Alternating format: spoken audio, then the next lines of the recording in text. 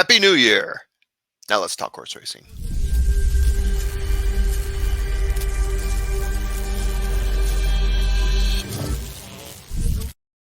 Happy New Year indeed. We are almost there. It is Trust the Profits. I'm the formula. We're recording this on the 29th, and we're talking about a race that's going to be happening on the 1st of the year, January 1st at Oaklawn Park. It is a Smarty Jones. We're not in the graded stakes prep races just yet, but we're in the pre-races. Getting through a couple stakes races here. Got another one recorded that is either out now or going to be out soon. But yes, this is the Smarty Jones going to be run at Oaklawn Park. 300K person. This one, 8.5 furlongs. That is one and a 16th mile on dirt. 9 horses entered in here. 3 Brad Cox horses. Are you kidding me? 2 Steve Asmussen horses. I mean, we're legitimate now, right?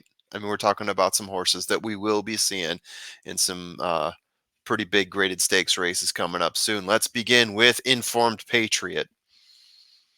1 win in 4 races for Informed Patriot. 3rd place, going a mile and 127K allowance optional claiming race at Churchill Downs. Staying close to the pace. That seems to be what Informed Patriot does, staying just off the pace. Finishing 1 3/4 lengths behind Houday.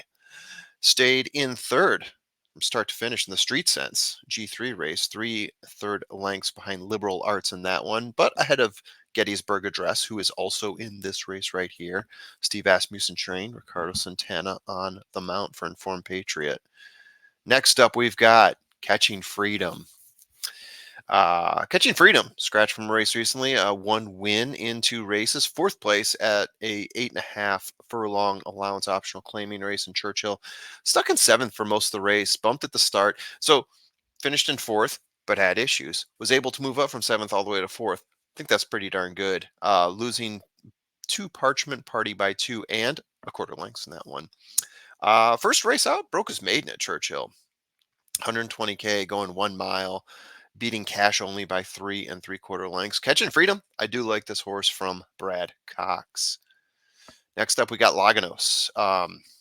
3 races, 2 wins, 1 3rd place, one in 127K, 8.5 furlong allowance race at Churchill Downs, going beating Footprint by 1 3/4 lengths in that race.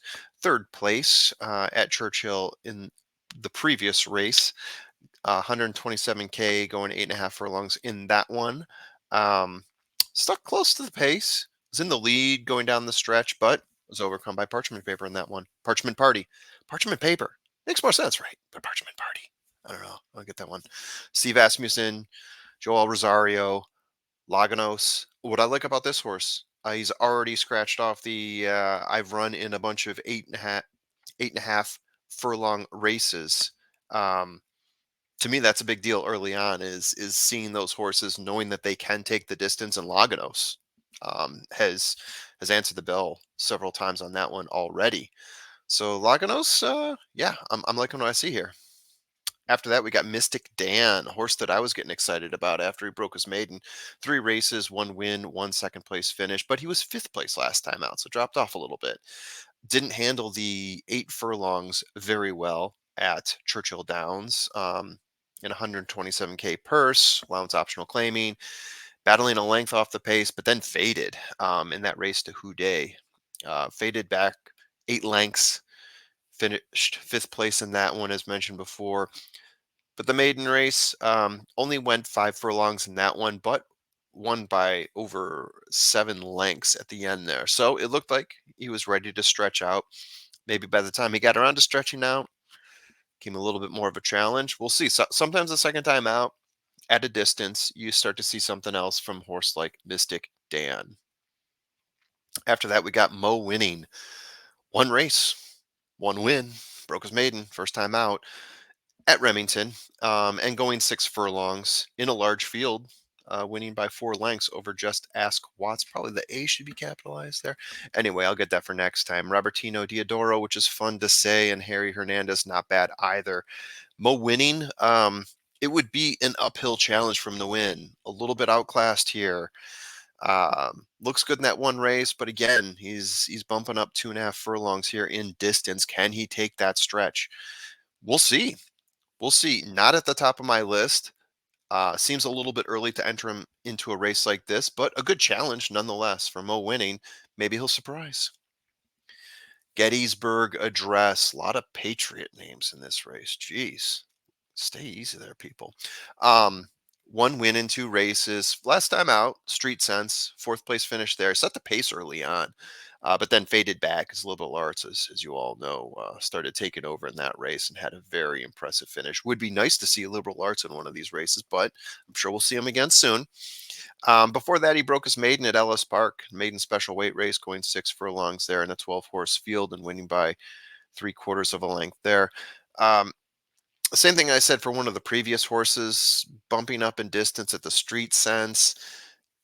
I would expect Gettysburg Address a second time out, especially Brad Cox putting Flavian Pratt on Gettysburg Address. I would expect to see him come out and be even stronger this time around and maybe even show us something new and win, right? First time out, it's a test. Second time out, that's when you see what you got.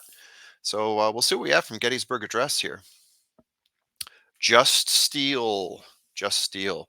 7 races already for Just Steel. 4 of those finishing in the money. First place finish. First place finish last time out. That's what I meant to say. In the Ed Brown Stakes at Churchill. Going 6.5 furlongs in that one.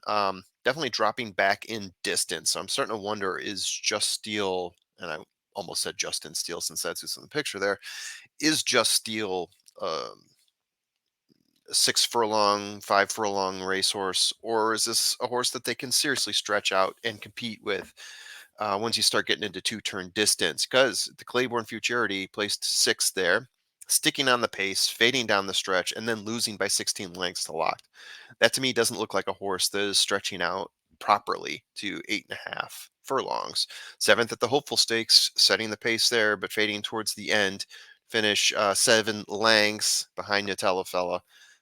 Pardon that. I meant 7 lengths, not 7 furlongs. 7 furlongs would be a pretty disastrous loss. Chaperon, 1 win in 4 races, broke his maiden the fourth time out, winning a 6 furlong race, 34K maiden special weight race in a small field. Um, Before that, a seventh place finish in an 8.5 furlong, 120K maiden special weight race at Churchill Downs. Exited the gates slowly, had some problems at the beginning. So, seventh place, considering he was in the back of the pack, 10th place, fairly impressive given the circumstances. It doesn't look great still, but yeah. And then previous to that, going the same distance, third place, laying off the laying off the pace, improving to third, but eventually losing to the winner there by 7 3/4 lengths. Uh, so yeah, Chaperone.